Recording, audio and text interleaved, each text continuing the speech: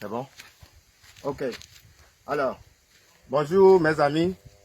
Vraiment, je veux m'adresser particulièrement à tous les Africains qui sont en Europe.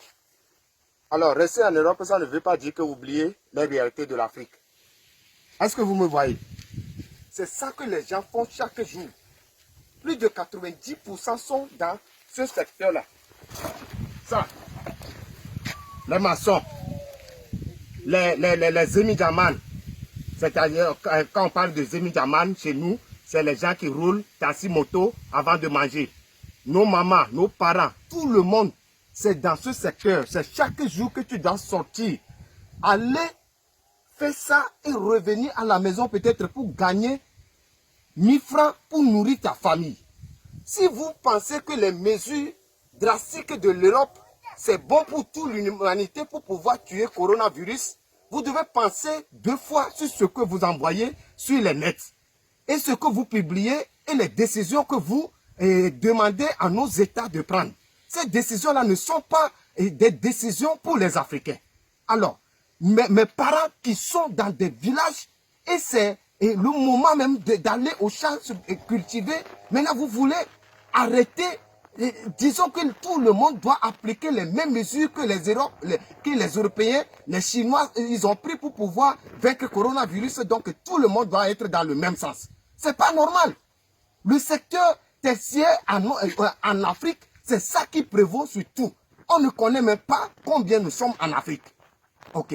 Et donc, s'il y a des mesures pour pouvoir lutter contre le coronavirus, vous devez réfléchir et faire des vidéos qui ont trait à la réalité de l'Afrique. Alors, fermer un marché en Afrique, c'est tuer toute la population. Ça, tout le monde va mourir plus que ce que le virus va faire. Alors, ça, je ne le dis pas parce que je veux que les gens participent ou bien sont des vecteurs de la maladie.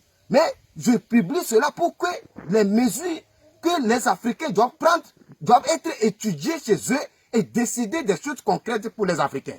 Alors, il est temps que nous réfléchissons et nous devons laisser tout ce qui est de l'Europe. Chaque fois, on copie, on vient coller sans réfléchir sur ce que nous sommes en train de faire. Alors là, vous pensez qu'on peut fermer les marchés en Afrique? Est-ce que les marchés en Afrique sont comme les marchés européens? Est-ce qu'il y a combien de supermarchés? Vous pensez que les maniocs, on va aller déterrer les maniocs pour venir mettre dans le frigo? C'est ça que vous voulez dire? Et combien de personnes qui sont dans une pièce et qui cuisinent dehors parce qu'ils vivent dans les cours communes? Vous voulez les fermer où? Alors, nous sommes où? Et chaque fois, on crie et on insulte nos gouvernements parce qu'ils ne prennent pas des mesures drastiques comme l'Europe. L'Afrique va mourir, tout le monde est dans ce sens et puis on insulte de gauche à droite sans réfléchir et sans dire quelque chose de concret. Hier, j'ai lu les ajournements que OMS avait fait, que non, AI ne tue pas la maladie, le soleil ne tue pas la maladie, la chaleur ne tue pas la maladie. On s'en fout. Et après, on fait quoi? Qu'est-ce que OMS, pour le moment, il dit comme message d'espoir pour la population à l'avenir? Alors, ce n'est pas chaque jour on nous tue psychologiquement et puis on va rester dans le sens là. Alors, nous devons comprendre qu'en Afrique, il faut étudier d'autres mesures. Ce que nous pouvons faire pour qu'on ne va pas tuer ni la population, mais essayer de trouver des moyens pour contrecarrer la maladie. Mais on ne doit pas rester dans le même sens que tout le monde parce que l'Europe a fermé les frontières. Donc nous aussi en Afrique, on va fermer les frontières alors que nos maisons n'ont même pas de porte. Maintenant, on ferme la frontière pourquoi? Pour aller où? Dans des forêts? Même dans la forêt, il y a combien de personnes qui vont rester à 1 mètre de distance en restant dans la forêt?